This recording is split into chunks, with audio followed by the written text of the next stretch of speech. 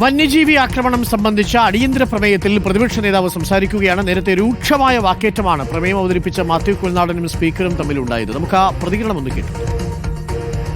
മലയോര മേഖലയുടെ ജനയുടെ ശബ്ദം അധികാരത്തിന്റെ അകത്തളങ്ങളിൽ മുഴങ്ങുമായിരുന്നു. പക്ഷെ ഇന്ന് അധികാരത്തിന്റെ അകത്തളങ്ങളിൽ അവരുടെ ശബ്ദമില്ല എന്ന് മാത്രമല്ല, അവരുടെ രോദനം കേൾക്കാൻ കഴിയുന്ന ഒരു കാത് പോലും ഇല്ലാത്ത സർക്കാരായി മാറി. കേരള കോൺഗ്രസിന് UDF-ലായിരിക്കുമ്പോ എത്ര ശബ്ദമുണ്ടായിരുന്നു സാർ. അവര് KM മാണി ജീവിച്ചിരിക്കുന്ന സമയത്ത് UDF സർക്കാർ അധികാരത്തിലിരുന്നാൽ ഇങ്ങനെ ഒരു ഭേദഗതി ബിൽ ഈ സംസ്ഥാനത്ത് പബ്ലിഷ് ചെയ്യപ്പെടുമായിരുന്നു. ഇന്ന് അവരുടെ ശബ്ദം പിൻവലിച്ചു. ഇവിടെ പറയേണ്ട കാര്യം എന്താ? വന നിയമ ഭേദഗതി അവതരിപ്പിച്ച അതില്ലാത്തതല്ലേ? പിൻവലിച്ച കാര്യം ഇവിടെ പറയേണ്ട കാര്യം എന്താണ്? പിൻവലിച്ച കാര്യം ഇവിടെ അവതരിപ്പിക്കേണ്ട കാര്യം എന്താ? ഇവിടെ എന്താണ് അടിയന്തര പ്രമേയം? നിങ്ങളുടെ എല്ലാ പ്രകടനവും നടത്തേണ്ട വേദിയല്ല ഇത്. ഇവിടെ അവതരിപ്പിക്കേണ്ട കാര്യം അവതരിപ്പിക്കാൻ എഴുതി തന്ന വിഷയം എന്താ? നിങ്ങൾക്ക് ഡിമാൻഡ് ചെയ്ത കാര്യം പറയാം. വന നിയമ ഭേദഗതി പിൻവലിച്ചതാണ്, അതിവിടെ പറയേണ്ട കാര്യമില്ല. നിങ്ങൾ എഴുതി തന്ന എന്താ? നിങ്ങൾ എഴുതി തന്ന കാര്യം ഇവിടെ ഉണ്ട്. വനം വന്യജീവി ആക്രമണം എഴുതി തന്നത് ഇത് നിങ്ങൾ എന്തും വിളിച്ചു പറയാനാണോ? Yes, come. നോ. അടിയന്തര പ്രമേയത്തിനകത്ത് അതിൽ നിന്ന് സംസാരിക്കണം എങ്കിൽ രാഷ്ട്രീയ പ്രസംഗം നടത്തിക്കോട്ടെ. ഇവിടെ ഉണ്ടല്ലോ, ഇവിടെ ഡിമാൻഡ് ഉണ്ടല്ലോ. നയപ്രഖ്യാപനത്തിൽ പ്രസംഗിച്ചോ?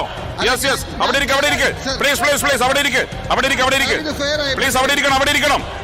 ഇരിക്കണം. യെസ്, അങ്ങ് കണ്ടിന്യൂ. യെസ്, അങ്ങ് കണ്ടിന്യൂ. VD സതീശൻ സഭയിൽ സംസാരിക്കുകയാണ്. പ്രധാനപ്പെട്ട കാര്യം എല്ലാ മൃഗങ്ങളും ഇറങ്ങാൻ അങ്ങ് പറഞ്ഞു. എനിക്കത് മനസ്സിലായില്ല. പ്രതിപക്ഷ നേതാവിനും രമേശിക്ക് അറിയാമെന്നാ പറഞ്ഞു. അതായത് ആരാണ് കാട്ടിൽ പോയി ആനയെയും സിംഹത്തെയും പുലിയെയും കടുവയെയും കേരളത്തിന്റെ വനത്തിനകത്ത് ആക്രമിക്കുന്നത്?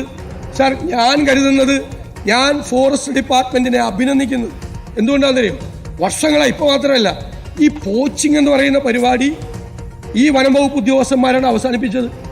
അവരുടെ കാർക്കശ്യം നിറഞ്ഞ നിലപാടുകൾ, പിന്നെ ആദിവാസി വിഭാഗത്തിൽപ്പെട്ട ഫോറസ്റ്റ് ഗാർഡുകൾ, അവർ വനസംരക്ഷണം, ഇപ്പോൾ പോച്ചിങ് നടക്കുന്നില്ല. വളരെ റെയറസ്റ്റ് ആയിട്ടുള്ള നടക്കും. ഇപ്പോൾ ആരാണ് സാർ കാട്ടിപ്പോയി ആനയെ ആക്രമിച്ച് നാട്ടിലേക്ക് വിടുന്നത്? അങ്ങിതൊക്കെ മനസ്സിലാക്കണം.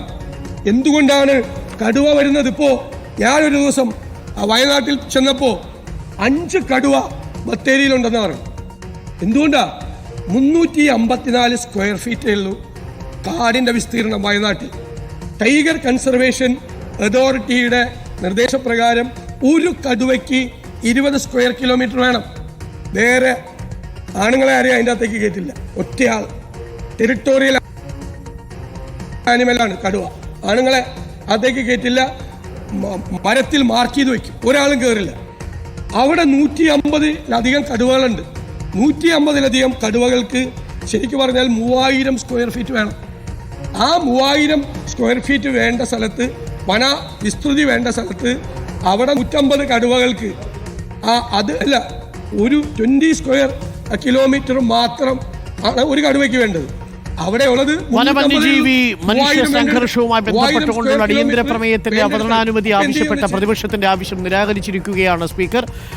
ഇപ്പോൾ വനം വകുപ്പ് മന്ത്രിയുടെ മറുപടിയിൽ തൃപ്തരല്ലാതെ അടിയന്തര പ്രമേയ ചർച്ച സഭ മറ്റ് നടപടികൾ നിർത്തിവെച്ച് ചർച്ച ചെയ്യണമെന്ന് ആവശ്യപ്പെട്ടുകൊണ്ട് പ്രതിപക്ഷ നേതാവ് സംസാരിച്ചിരുന്നു. പക്ഷേ അടിയന്തര പ്രമേയത്തിന് അവതരണാനുമതിയില്ല. പ്രതിപക്ഷം ഇപ്പോൾ സഭ ബഹിഷ്കരിച്ചിരിക്കുകയാണ്.